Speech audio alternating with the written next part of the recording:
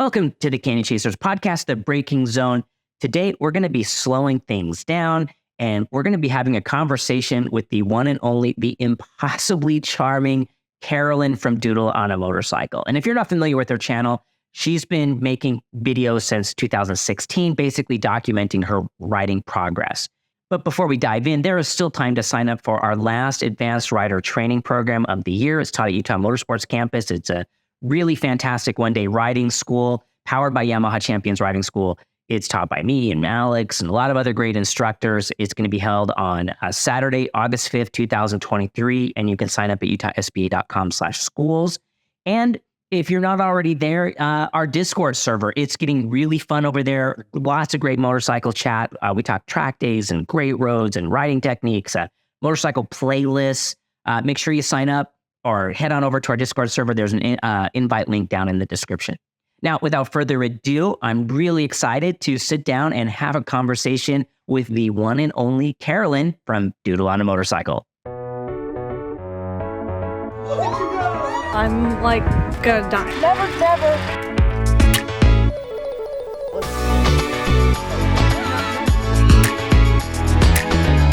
It was the slowest one.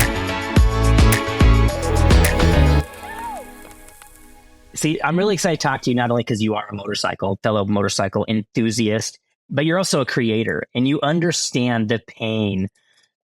You put your heart and soul into something and you spend like weeks editing it. And you're like, this is, my child. I will put it out for the world to see and we'll get like 1,000 views. It's so discouraging.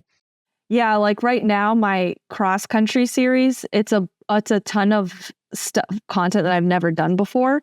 So I really had no idea how it was going to perform. And like a road trip video, I've done so many of those. I just have so much data to analyze. I already know how to make it perform. But all this new stuff, I'm in the cross country series, I'm like, this is new. I have no idea how it's going to go. And they've all been like, okay, but I believe in them. Maybe YouTube will find an audience for them. They sure are in my feed constantly. All of your road trip ones are constantly showing up into my feed. Cool. That means you're watching my videos then. The algorithm's like, hey, remember this person? Thank you. So since we're at the beginning of our conversation, I really want to know. I want to know the origin story. I want to know what drew you to motorcycles? Where did that come from? It was totally random. Like when I first got the idea to learn to start riding, I did not think it would be a permanent thing. I kind of looked at it like skydiving. Like you do it once and it's just like a checklist and then you move on with your life.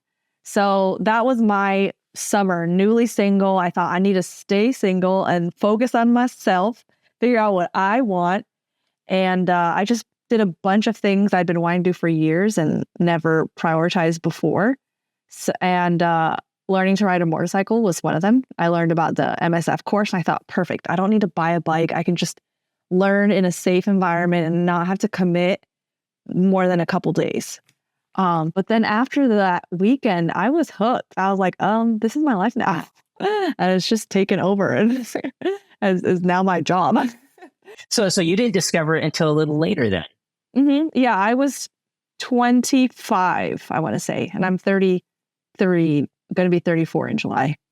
So one thing I've really loved about your content was kind of the honesty of like this learning experience, right? Like a lot of people, come on, you edit out the part where you fall over. You know what I mean? That's the best part. Well, yeah. And I think it makes you really relatable. I think that's why people really like that channel, that it's, I've been riding since the I got my first street bike, I think in 1988, 1989. Whoa. Right? So I'm old. I'm an old dude. That's the year I was born. Yeah, really. That's crazy. 89. It's hard for me to remember what it's like to be a new rider. I'm jealous of you, though, being able to learn so early on in life. A big reason why I do what I do with all the education stuff was because of all the really terrible advice I got for years and years and years and years and years. Mm-hmm. There's a lot of safety that education that wasn't available then. I've noticed. Just didn't exist. I mean, it was, you read magazines. You got it from magazines. Oh my gosh.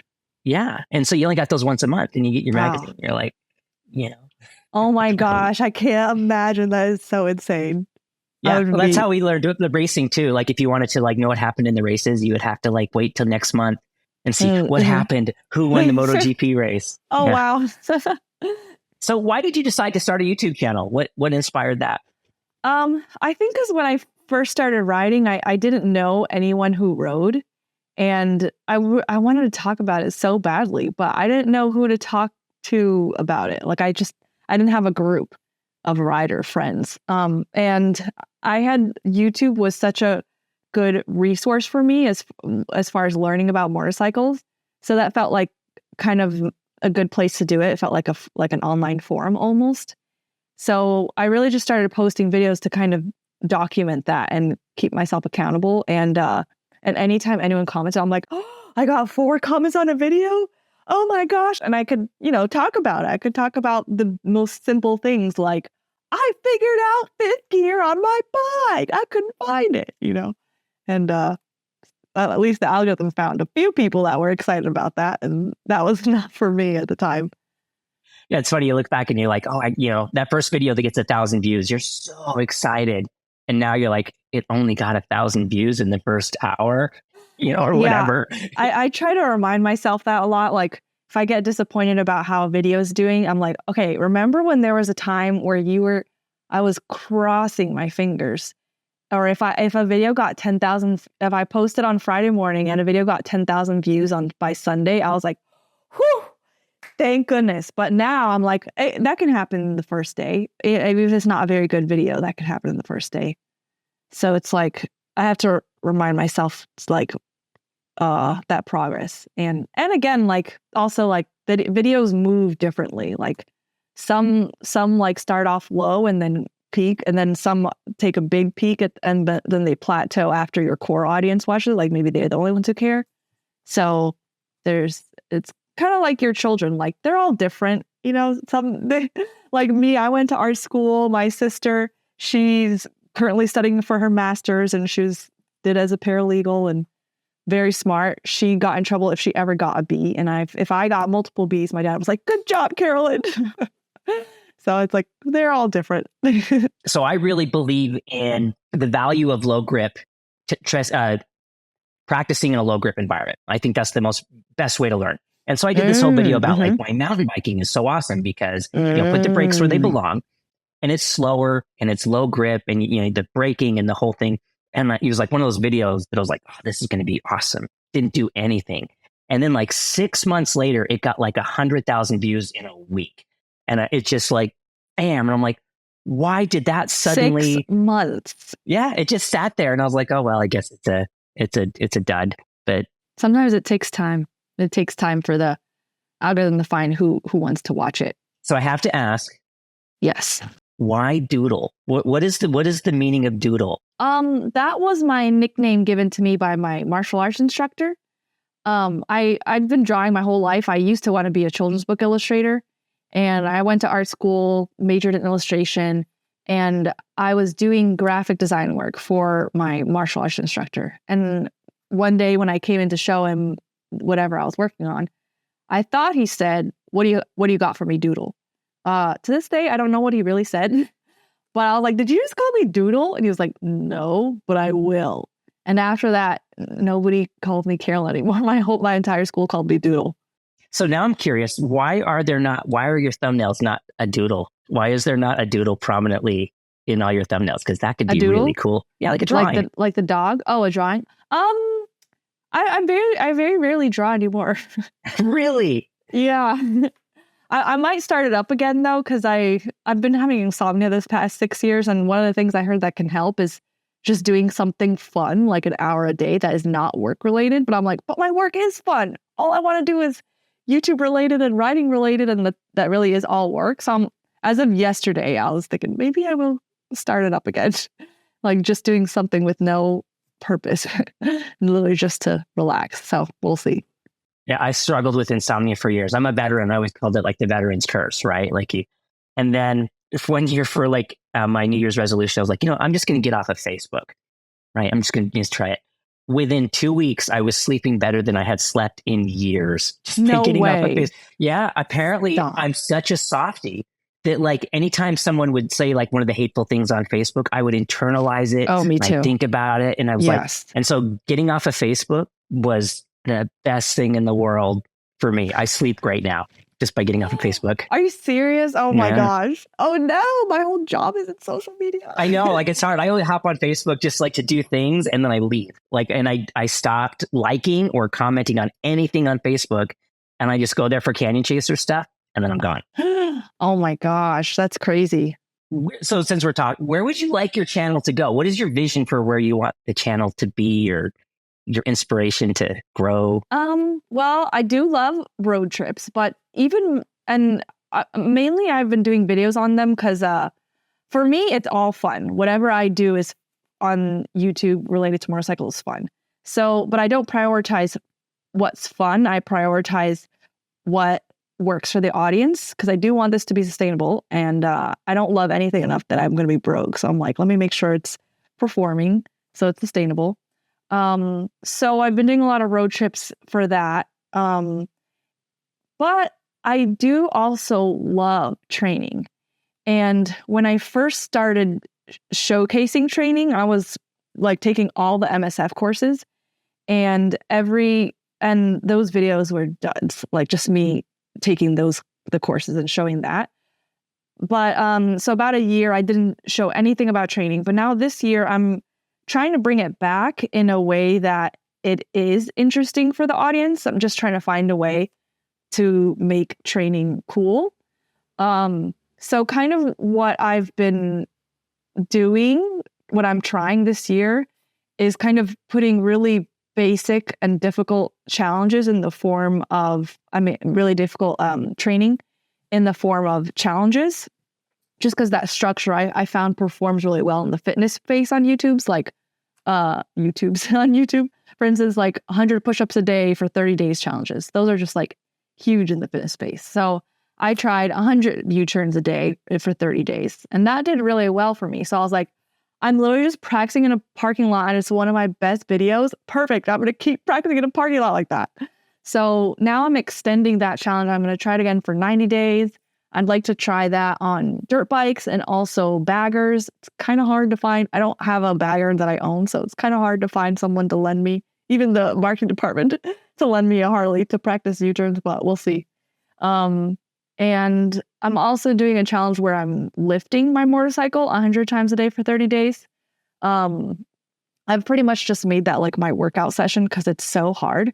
I'm on like day 18 right now, and it's still so hard, and I really don't like it. So I'm almost like hoping it doesn't do well because then I don't continuing it. But the thing about having YouTube and motorcycles so closely related, like I don't have a history of riding without YouTube, like they're together, is that if I do a YouTube video and it performs really well, that makes me love that even more in riding. So because that 100 U-turns video did so well, that made me love U-turns even more. So we'll see. If the 100 bike lifts challenge does really well, maybe I'll love that too. But right now I don't. I don't like that challenge. But I am, yeah. Well, I loved the video where you did the off-road school. You got it twice now, the one in California. Yes. Uh-huh. I thought that video was fantastic. I really enjoyed both of those. Thank you. Yeah, that's another way I'm trying to showcase training in like a cool, fun way. So I thought if I could feature riders that are very skilled, like abnormally skilled in the industry, that could be a really cool way to do it. So adventure riding with Jocelyn Slow is one of them because she does some crazy stuff on obstacle courses. And I did one with Champ School. I thought that could be cool, like professional racers. And next I'm working on, I'd really like to showcase motor police drills. Like how they're motor police officers are just so incredibly skilled. I've emailed a lot of departments. I've talked to a lot of police officers, and a lot of them seem really interested in the idea of me making a video featuring them. But once it gets to this decision maker, I don't hear back. So cross your fingers for me. I'm still working on that. But I also loved your Champ School video because I'm a Champ certified coach. So I was really excited when that video came out. I was like, oh, right, this is really good. Because we really love getting people into that program. So I'm glad you had a good time with that school. Yeah, that was so cool. I couldn't believe how much you could improve in just 2 days. It's insane being able to have so much feedback. What are some topics or trends that you would also like to explore moving forward? Because I'm watching your content and I thought you were kind of chasing the itchy boots kind of market. I thought that's where you were kind of headed. But are there other things that you're looking at or wanting to explore more than just the education side of things? I think mainly training and travel. Yeah, I do like travel, like that itchy boots stuff, but it takes a lot out of me, and I really love staying home too. Like I don't love being on the road so long, and yeah, so I really like showcasing training and showcasing like super skilled riders like Jocelyn Snow and Champ School and hopefully motor police officers and hopefully professional stunt riders and hopefully military tactical motorcycle training, because apparently that's a thing. I haven't reached out to them yet, but I'm hyper focused right now on motor police officers. So I'm like, if I can get that first, then we just put all my focus into making that work. And then once I can do that, then I'll see if I can see about military tactical training with a YouTuber. We'll see. Yeah, I think those are my two main focuses right now. I do like showcasing strange and unique locations too, which I've been doing with my cross country series. Like I spent the night in a missile bunker, rode to Area 51. What else did I do? Went to an abandoned ghost town. But again, I want to keep my channel sustainable. So if those, they're doing okay right now, but if those like never grow, then they may not be worth the time I'm putting into it. And I may instead just like visit that on my own and not put all the time and resources into making a video out of it. So yes, if I can also showcase like unique places, so it's not just about motorcycling, it's also about the adventure, that would be great. But we'll see what the audience thinks, because they have the final say. I did a whole series. I built a little race bike for my wife. And I was like, oh, I'll do a whole series, because the build videos always do great, right? And I did this whole thing. I spent way more than I should have, because I'm like, oh, I'm making content. They did nothing.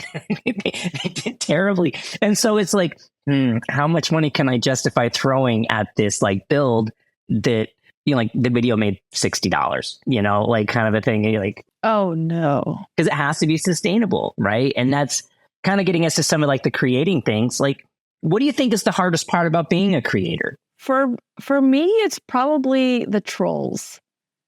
I would say that's the hardest part, because you get so in the comment section. The closest thing I can see to that is kind of like road rage. How mean people can be in cars, like honking at you, tailing you. So, but if they in person, like if you were to bump into someone, or if you were to accidentally like brush aside someone, no one reacts that way. It's just when we can't see their face.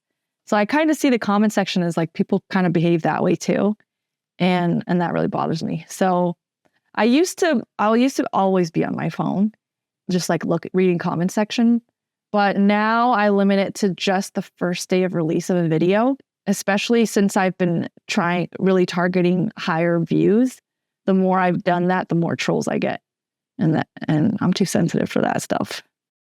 I try to read every comment, because I'm in the education space, I'm answering questions. But I've gotten to the point now where if a comment has anything that insults me or another commenter on something that is not in their control, like what they look like, what they sound like, whatever, I just block them from the channel. Like, I don't need you. You're gone. Mm-hmm. Oh yeah, I block left and right. Yes, definitely. We don't need this in the world, right? No. I do that in life too.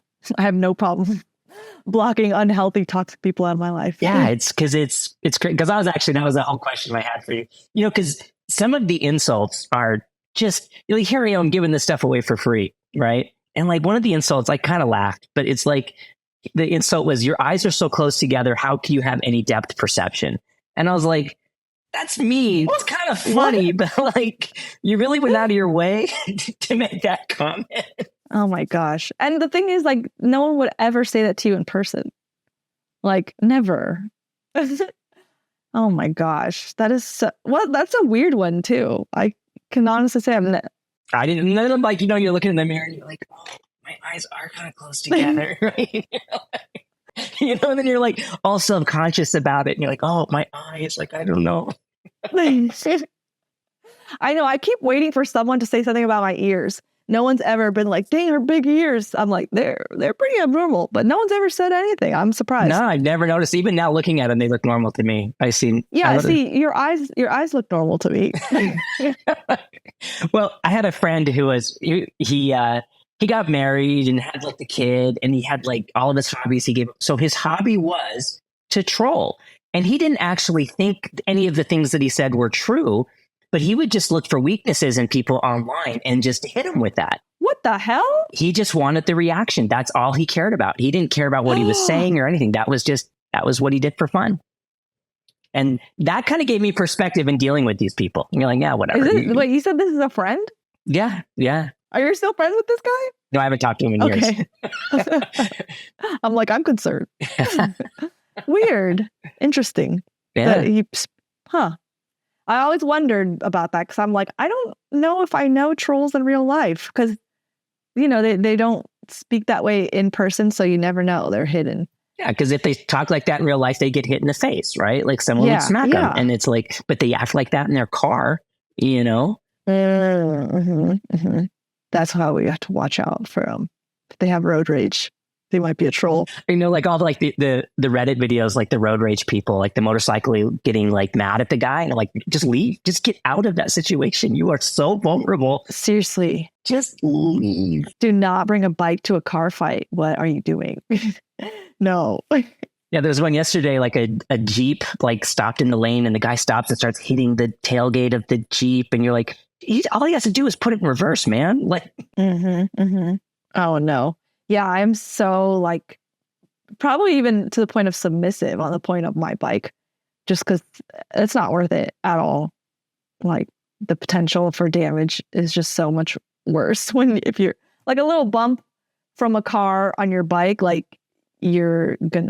that's a lot worse than if someone bumps your car. Yeah. Totally true. It's part of why I like the dark visor too, because I'm even more like anonymous, right? Like I'm just another asshole on a motorcycle, just minding my own business. I also worry that like I don't want people to have a bad rep of motorcyclists, and they see so few of us, So I may feel like flipping them off or doing something, but I don't want them to think of riders that way. So sometimes I want to show disappointment, so I'll just shake my head. I'll just be like, I'm like, they can see that, but that's like the most. I usually go the other way and thank them. Like if they pull out and they see me and stop, I'll like, thanks for seeing me. I appreciate you not running me over, Oh, that's nice. Positive reinforcement. Positive reinforcement. I'm going that route. Yes. I like to do some of that too. When I remember. So what is your favorite part about creating content? What aspect of it do you enjoy the most? Probably just how creative it is and limitless. Like you could really make it whatever you want. Like there was 1 year where I was doing pretty much all bike reviews, mostly bike reviews and the MSF courses. And then I realized like, I don't have to do this. Like, I don't like doing bike reviews, but I also didn't know what else to do, what other kind of videos to make. So, I've pretty much moved away from that. Like the next year is when I started doing a lot more road trips, and I realized I love doing those so much more than bike reviews and the kind of technical stuff, and had much less bike reviews that year. And now I'm not like this year, I'm not doing any bike reviews, and it's all just story-based videos. So I really like that, how it can be whatever you want it to be. What's one thing that you wish people understood about the creation process? That people have these assumptions, they have these expectations, and you're like, but I wish you understood like this side of it. I think that it's so much more demanding and challenging, and it is still work, and it's in a way harder than any job I've done before, just because because it is so flexible and because it can be whatever you want it to be. So it also feels like it never ends. So like my office jobs I've had before, I used to design home and holiday products. And I had a regular work day, 9 to 5, Monday through Friday. And when I went home, I wasn't thinking about work. I usually wasn't still drawing Santa Claus. I was home. I was doing what I wanted to do. But now with YouTube, it's difficult to stop. Like, I know I need to for just physical and mental health and social life and having a healthy social life. But it can be really hard to stop. And sometimes I wonder if that's why I have insomnia, but I am working on that, just by the way. So I think that it can be difficult to stop. It can be very challenging, and it is still work. Like, I remember I had posted something when I was on my cross-country trip that was 6 weeks long. I meant for it to be 3 to 4 weeks long. But just had a lot of unplanned things happen, like weather, a tornado I was trying to dodge, dust storms. Apparently that's a thing, and you can't ride through that unless you want to die. And yeah, so just a lot of things that made me backtrack, go back on my route, and all this other stuff. But I was, I was gone. So I'm like, I have to get these videos out. Like, I can't just be gone and not, like, this is my job. Like, if I don't make these videos, that's a wasted 6 weeks and a very exhausting 6 weeks. And I was pretty much working every day, like as soon as I got up to right before I went to sleep, and 7 days a week. And I didn't realize it until I got home, because it is fun. I didn't realize how tired I was. But I remember getting home and telling my husband, like, all right, my next thing I want to do is record 100 bike lists a day for 30 days. Can you help me put my bike down so I can start it right now while it's all still packed up from the cross country? I could see what it's like with all the bags. And we couldn't figure it out. I think we decided, like, we'd go to Home Depot and get some, like, bags of rocks. Eventually I decided to use tires, like old tires, so I can do all those reps. And after that, I walked into my house, unpacked all my stuff. And as soon as my couch was in my sight, I just felt like this wave of exhaustion come over me. Like, when you stand up too fast and your head's like that's literally what I felt when I saw my couch. I was like, never mind, let's not go to Home Depot today. I don't think I'm going to unpack right now either. How about we just sit on the couch and watch Star Trek? And the rest of the day, for that day and like the next day, 2 days or so, I was so exhausted. And I remember, like, this was a troll comment that got me really angry. And I ended up blocking the person, even though it wasn't that bad. But I said something about how I was so tired, and it was basically 12+ hour workdays, 7 days a week for 6 weeks. And someone said, haha, it's not really work. And I just got so mad, because I'm like, listen, I am not a lazy person at all. I'm actually a very hard worker and a very diligent person. And I'm exhausted. Like, this is hard work. It's very fun, but it is still work. And yeah. Wait, and now I can't remember what your question was. I went on a ramble. The one thing you wish people understood. Yeah, the thing you wish people understood. Yeah. Yeah. Yeah. Like, we're not just over here screwing around, living our best lives, yes, but we're not just here screwing around, having fun. Like, we are putting our heart and soul into this. Like, it is a lot. And I got really upset at a family member that was mad at me for not coming home earlier. I was like, I'm literally trying to dodge tornadoes and dust storms, and I'm doing my job. You think I'm just screwing around? So I think that's the main thing. It's like, this is our job, and it's a very addicting one too. And time consuming, right? Like, it's yes. Mm-hmm. Like one of the videos I did, I wanted to do, there's a little bit where I talk about, like, when you close your eyes, what do you imagine, right? And the advice was, like, how to choose a motorcycle. And I was like, so you remember, like, the 80s sitcoms, they always did the right thing? it got wavy. Mm-mm. What? Oh, yeah. Right before it goes to like what they're thinking or a dream or something. Yes. Yeah, exactly. And I was like, oh, I'll just do that. How hard could it be? It was 2 hours. It was 2 hours for me to figure out how to do the stupid wavy thing and then make the next couple shots look kind of dreamy. And it's like 2 hours. And like, was it worth it? But it's also like how much time it takes. Like I can't even imagine how many terabytes and hours of footage you have after 6 weeks on the road.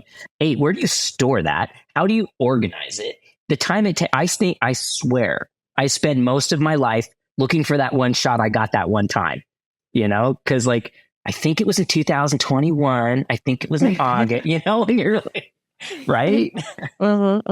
Yeah. And even the things that take a long time sometimes it's worth it. Like I don't know if you'll do that, spend 2 hours on that transition again, but I don't know how you felt. I probably would have felt like, it's worth it though. Yeah, I did one where I did like these cartoony things. It was about how your hand is built. I talked to some doctors, like, why do we use these 2 fingers most of the time on the brake? And it's like, your hand's built that way. And so I made these kind of cute little graphics. I don't remember for the life of me how I did it. And I look back at that video and I'm like, that's a cute little thing. I should do that again.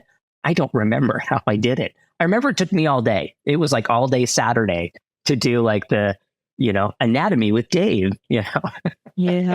Wouldn't it be perfect if we just had like someone, like if we could just like copy and paste ourselves and then delegate that to Dave 1, Dave 2, you do this, Dave 3, you do this, and original Dave will work on concept aviation. I'll just go for a ride. Oh. I'll just go for a ride. That's there was that movie with Multiplicity, I think, with Batman, the original Batman. Oh my gosh, Michael Keaton. Michael Keaton clones himself, so he can just go hang out with his wife and then like all the clones. Oh. They do all. It's a funny movie. It's an old movie. I'm dating myself, but I'm also going to get sidetracked here for a second because you mentioned watching Star Trek, and what is it with motorcyclists and our love of science fiction? Like all of us love sci-fi. Why is that? I don't know, because we're cool. We're not basic girls. We like cool stuff, and Star Trek is cool. What? We're not watching The Bachelor. That's right. I just insulted a lot of people now, didn't I? That's okay. If you're watching The Bachelor, you have bad taste. You should be watching Brave New Worlds, Seriously. which just came out this week, which is great. Are you watching that one? Brave New Worlds? Yeah, Captain Pike. Oh, Strange New Worlds. That was strange. Yeah, Strange New Worlds. We watched like the first season and I couldn't get into it. So right now we're watching Star Wars. Maybe I'll revisit it again. But right now we're going through all the Star Wars in chronological order. And but yeah, I didn't love Strange New Worlds. Oh my! I think he's my favorite captain. I think Captain Pike is my favorite captain. He's a great captain. I agree with that. He is a great captain, and he has such amazing hair, like never moves. Yeah, they call it Pike's Peak. Fun. You know what? Which one I couldn't stand was what's the one? I think Star Trek Discovery, the one with the crying Vulcan. Geez, it started out so good, right? Yes. Like, and then all it is about crying all the time. there was so much, and then like, hey, the universe is So about much to crying. explode. Let me have this emotional moment with my mother that takes 15 minutes of screen time. Oh my gosh. Can we delay this for a second? I know. I'm like, listen, I came here for sci-fi and action, not drama and talking about your feelings. Yeah, I want spaceships and explosions. Like, this is what I'm here for. Seriously, I wanted to discover strange new worlds. Not an emotional relationship with your estranged mom. No, that's not why we watch Star Trek. Exactly. Oh my gosh. And what a missed opportunity. Like, you have a human that grew up on Vulcan and you make her so emotional and crying all the time. Like, that's the coolest part about Vulcans is how they're so. And then she just stopped being that. I She know. just stopped being cool. The first season I thought was really compelling, right? Like, it was this really interesting, and then spaceships that don't even connect. Like, what was that about? I don't know. I stopped watching it though. After they went to like the new universe. Yeah, I felt like the first 2 seasons of Picard I thought were terrible, but the most recent season of Picard I thought was amazing. Oh, good. Because I felt like the first 2 seasons were terrible too. And we haven't watched the next one. Yeah, this last one, I was like, there's so many Easter eggs. If you're a sci-fi geek, there's Ooh. I'm like pausing the screen and I'm like, that's the Genesis device. Ooh. Okay, good. That makes me feel better. I'm like, we're running out of Star Trek. What am I going to do with my life? All right, and we should get back on the topic because I could talk science fiction. So we talked about the trolls, right? And trolls suck, and they should just go for a ride instead of leaving mean comments. Okay. Go for a ride and get happy again. Oh, okay. I see what you're saying. Yeah, let them go for a ride. Like, relax. Go find that good road. Maybe they live in Kansas and there are no good roads. Or Nebraska. You've crossed Nebraska, haven't you? I must have. Let me. Or did you do Oklahoma? I don't think I went. Let me think, because I started to stay lower. No, I didn't go that far north. I stayed. I actually went down through. Actually, I could show you my screen if I want, and I have my map up. Yeah, show my it. route. Let's see. Okay. So I was actually just. I'm organizing the footage for a video. Oh, you were really far south. Yeah, so because I wanted to go to the world's largest Buc-ee's, so I went here. That's where that is. I don't even know what Buc-ee's is. Wait, what? I've never even heard of Buc-ee's. What is it? Are you serious? Yeah. They're like these insanely huge, ridiculously huge gas stations. And they have so many pumps. They have amazing food, amazing bathrooms. There's like an attendant there all the time, and there's so many of them. And they have like ridiculous apparel. Like I could show you this hat that I got while I was there. And all with their logo. I'm just organizing this footage because I was going to pass this video along to an editor. So that's why I had all this up already, ready to go. Oh, you hire an editor, huh? Just recently, I have 3 that I'm rotating through. So I've had them start editing my cross country series, and and it's been a big help, because normally, at least the way I edit my videos, like I could easily spend full-time hours editing. And when I was doing that before, I always had to take like a lot of breaks, and some including like a 2 or 3 month break off of YouTube every year. Just part of it because I think I was just so exhausted, like creatively. I'm just like, all my videos suck. I don't know what to do. I need a backtracker. So this has been helping me like be able to record other videos, like my 100 bike lifts a day, and then also 100 U-turns a day. And also now 100 U-turns on dirt, and also commuting. So that's my idea, is that I'll be able to record a lot more and like not need to take so many breaks and like get creatively exhausted if I do that. But so it's a new thing I'm trying. It's pretty recent this year. But yeah, so anyway, so this was where Buc-ee's was. And then I didn't take a direct route home, because right around here was where a tornado was. So I was trying to avoid that. So I stayed extra south to avoid that, and then got home right over there. Oh no, can you blur? I have my... Yes, I will definitely. As soon as you brought that up, I was like, I'll for sure blur that out. Thank you. I had my address. Well, that's even worse. No, I had a dude once that, this is another reason why I got off of Facebook. He found me on Facebook, and he messaged me, and he goes, "Hey, are you still at this address? I want to talk to you about the last video that you did." And I was like, noping my way out of that as fast as I could. I was like, no, we've moved. We don't live there because I have a super, super unique last name. And so I try not to ever put my last name on anything. Same. And the dude like went to county records, got my address. Yeah. So I'm always I never put anybody's last name on anything. I'm super sensitive. Oh my gosh. I can see that side of things. That is so weird. Was he angry? Was he like... It was a message. I couldn't tell. It was like an email, but he had my freaking address. And I'm like... He wants to come to your house to talk about a video? That's weird. It is totally weird. That is very strange. But apparently, like, it happens. I don't know. Like, I'm a mountain bike guy. Seth's Bike Hacks, or he's Burn Peak now. Big, giant mountain bike channel. He basically had to move. People he was building like a little thing in his backyard, and people were using Google imagery to find where he lived. And he said they were just like showing up at his door. Oh my gosh. That is messed up. That is not okay. Being in the public eye. That is not okay. And I still haven't gotten used to doing selfies with people. That one really weirds me out. Like, I'm always like, I don't know what to do with my hands. Finger good. He's like, yeah. You know what I keep doing? I keep doing this. That's good. I like that. Well, then I realized I'm doing it in like every selfie I take with someone. So I'm like I was just on just visiting the Great American Convoy, you know, that Adam Sandoval's doing riding around the US. Uh-huh. And then people were tagging me on all these pictures. I'm like, I'm making that same face in every single picture. Yeah, like pointing at them. I like it because I'm doing the same thing, the mouth open thing. I don't know what it is. Like, I know, the mouth open. I gotta have like 3 that I rotate so that it doesn't look like the same thing. Oh, there we go. Got to think these things through. Yeah, like, and then. It's like, so you like, we're getting totally off topic, but you know, like you can look at your analytics. I mean, they say put your face in the thumbnails, and then you can sort. Like, do videos do better when they have your face in your thumbnails? Yeah, mine do not. If my face is in the thumbnail, it's almost like, what does that say about me? Like, nobody wants. It's that guy. I'm not watching.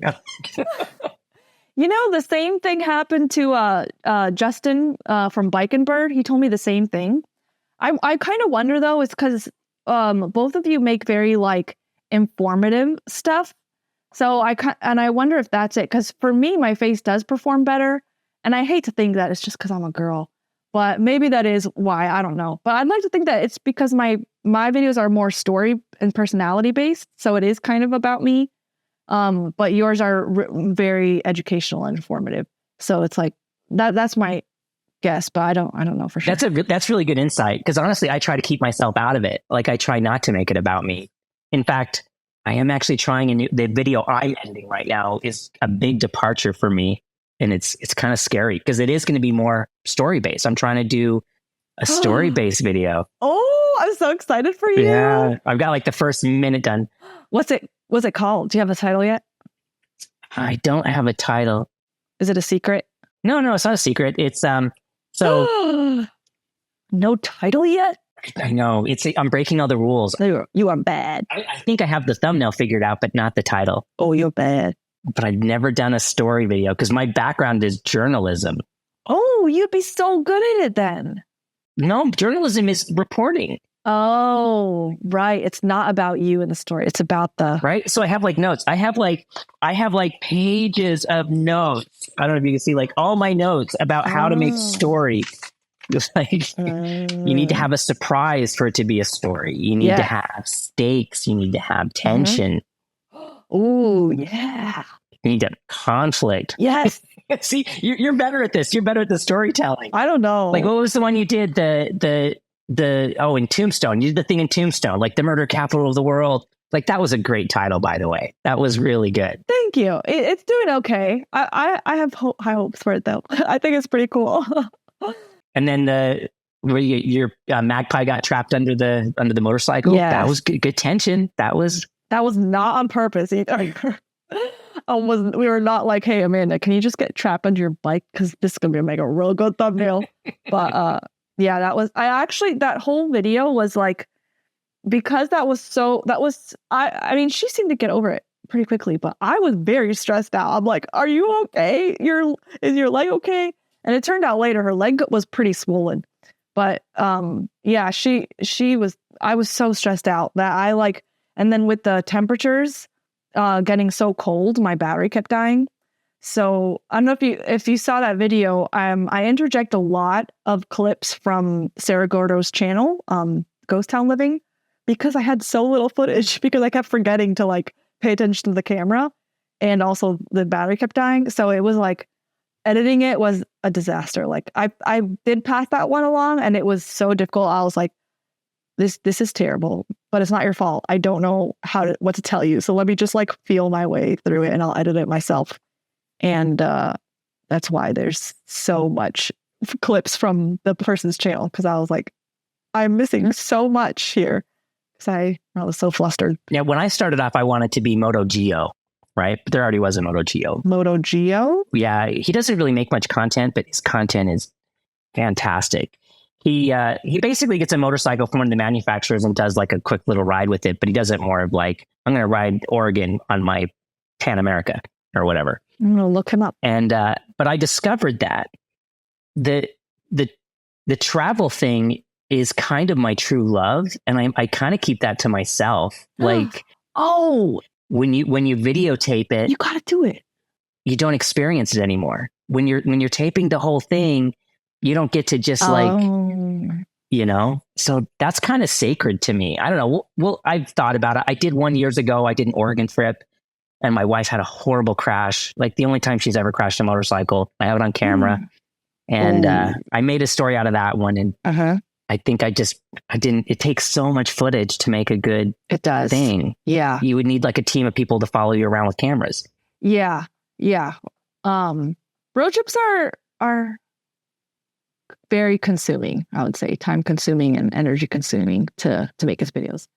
But I've never gone on a road trip without making a video out of it, so I wouldn't know what that's like. Like, my riding is totally affected by YouTube, just because both of them started together. Like they're totally intertwined. So when you're writing, are you thinking about the next video and like how you're going to script the next video and like what shots you're going to get? No, not while I'm riding. Probably because I do that before I go out on a ride. But pretty much all my riding now is going to be on my channel. Like I don't ride for leisure anymore. Let me think. Have I ridden anywhere? No, because now I'm also doing a commuting video. So now I'm riding whenever I go to the MSF too. I'm recording when I go to the MSF too. So no, but I do a lot of planning. Just this year I started doing this. I do a lot of planning before I start recording, and that's helped so much with the edit process.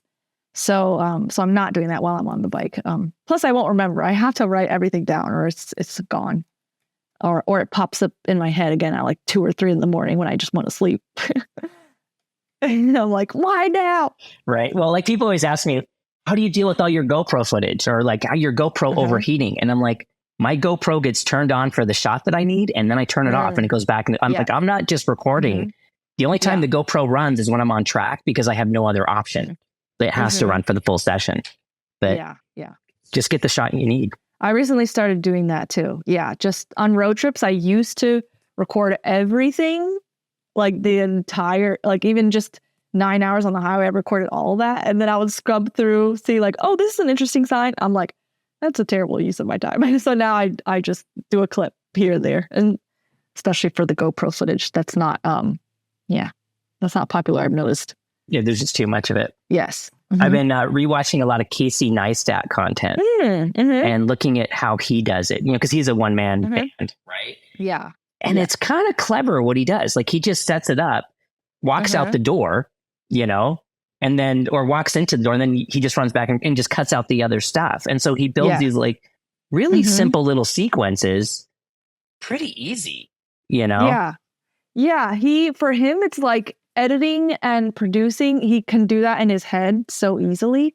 Like he has a course on like studio.com or something, and I took it, and he talked about how he showed like his whole process, and he basically like edits chronologically. I mean, not edits, he records chronologically.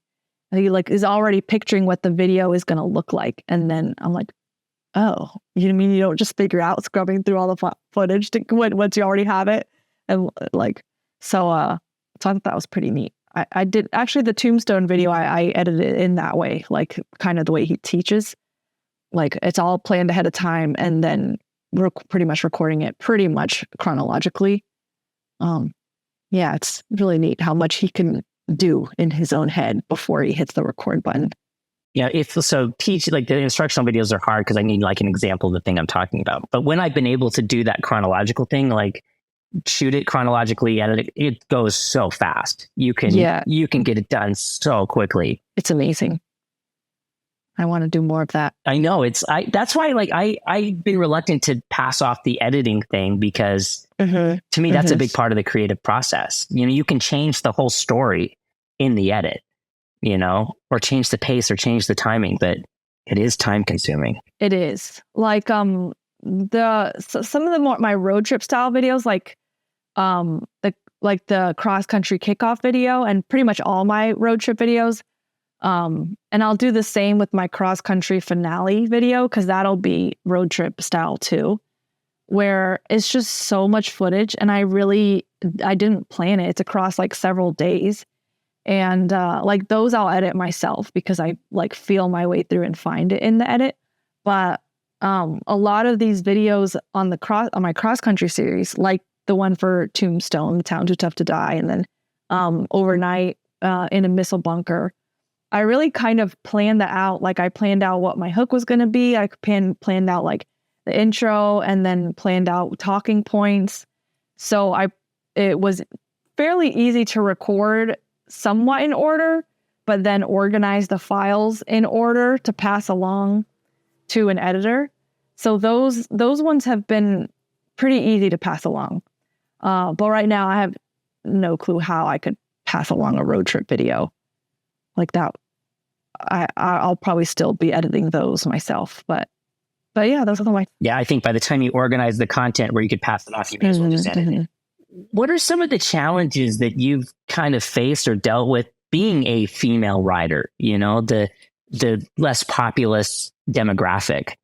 I don't know. I don't really think that there are many challenges. There's a lot more excitement. Like, I bet when you pull up to a gas station, no one comes up to you and says, "You're on a motorcycle? Great job, fantastic." But I get that a lot. So that's not really a challenge. That's like more like a funny thing that happens a lot. I'm like, this is happening because I'm a girl. People saying great job just for riding a motorcycle. So probably that's something that comes to mind as just like a common thing. Challenges. I guess I would say that I have noticed in my comment section has affected the way I present myself on YouTube. But I think in a good way. Like when I started YouTube, when I was first like watching YouTube videos, I noticed that the popular women motorcycle channels were focused on appearance. So their makeup was done, their hair was done, they were in tank tops, they looked cute. And so I started focusing on that too. And I started dressing and presenting myself in a way that I don't normally, and in a way that I don't even with my friends. So basically I wasn't being myself. And I thought I was just getting cute. But in my comment section, that made I got a lot of like perverted comments. So it made me be a lot more conservative, but also more myself. But also on YouTube, I'm more conservative the way I dress than I am in real life. So for instance, I'm very wary and intentional about shorts and tank top. Like in person, if it's a hot day, I have no problem wearing that. But if the camera's out, I'm like, be careful what I'm showing. Be careful, because someone will I'll see a peak in the retention if I turn around and I'm just walking away, or I know it's so weird. I'm like, that's crazy. I'm like, I was literally just walking. I wasn't I didn't drop something and go, oops. So I try to be extra cautious about that, and intentional online because of that. So maybe that's a challenge. I don't know if it's a challenge, but it is something that I do that I think is specific to being a female rider, at least online. In person, I don't know, but online, that is something that I think about and I'm conscious about. I've never even considered that, never even thought about it, never even entered my mind. I know, right? Me neither. That you would get a peak in retention. That's insane. I know. Me neither. I had no idea. That's the internet, I guess. Next question. Do you have any superstitions or rituals before you ride? Yeah, I guess usually, if I remember, right before I take off, especially on a long trip, I'll say, "Thank you, God, for keeping me safe." But that's it. Just that one. or any like a piece of motorcycle equipment, not the obvious stuff that you won't ride without? No, not besides gear.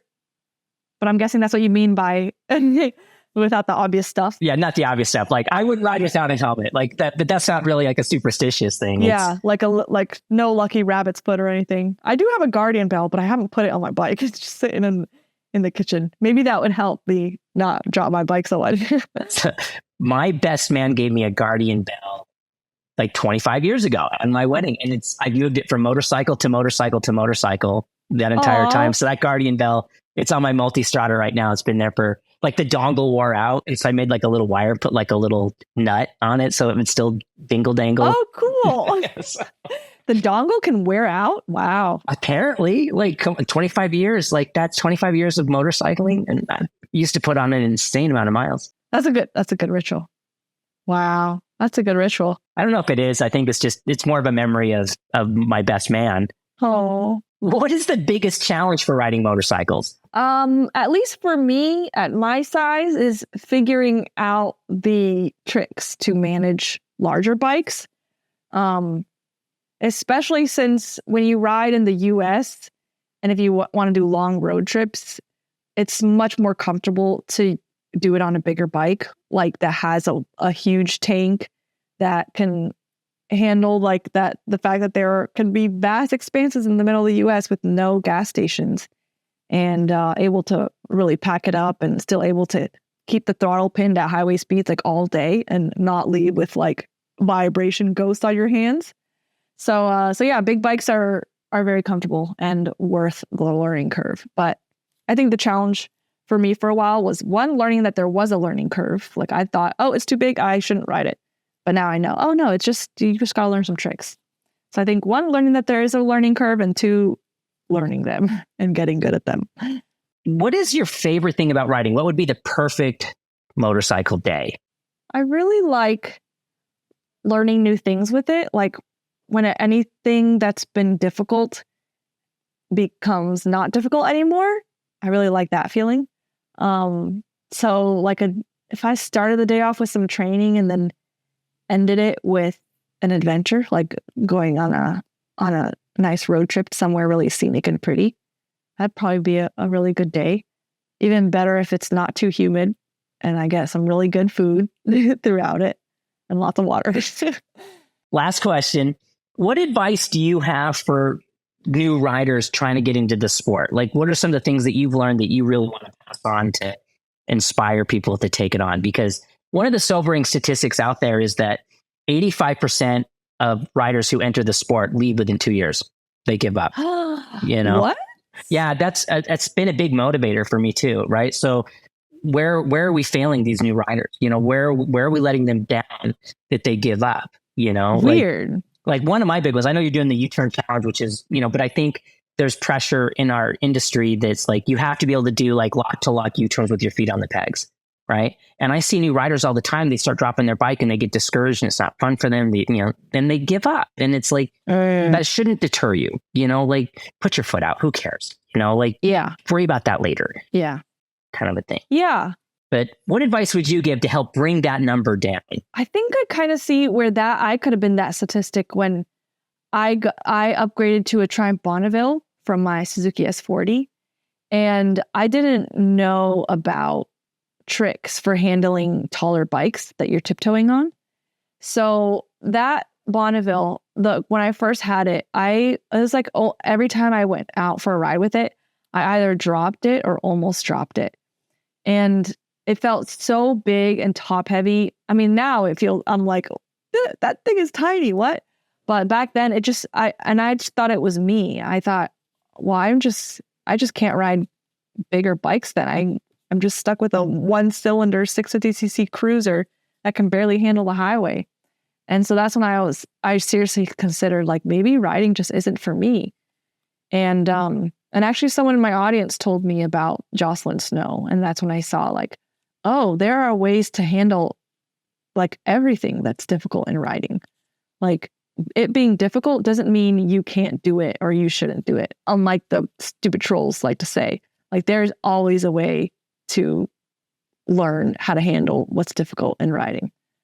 So I think that's probably the advice I would give is never stop learning. And just because it's difficult doesn't mean you shouldn't. It just means you haven't learned the tricks for it yet. Well, I've had a great time. Well, thank you. Thanks, Dave. This has been fun. And maybe we should do something together. Maybe we should do some sort of collab. Mhm. I don't know how to collab, but I know I'm never sure how to do that too, but I think so. well, because the motorcycle community seems so like adversarial, right? Like, no, if you do well, that means I do poorly. And I don't think that's how it works. No, I don't like that attitude with anything. Yeah, me either. Me either. Just because they watched your video doesn't mean they're not going to watch mine or vice versa, Exactly. right? Exactly. Yes. Yes. Raising, what's the expression? Raising tides, raise. Oh, yeah. A rising tide raises all ships. Yeah. Yes. Yes. Yes. If you do better, we do better. We all do better. Yeah. Yeah. I like it. Mhm. I like it. All right, Carolyn. Thank you, Dave. Thank you so much for your time. Yeah. Thank you for having me.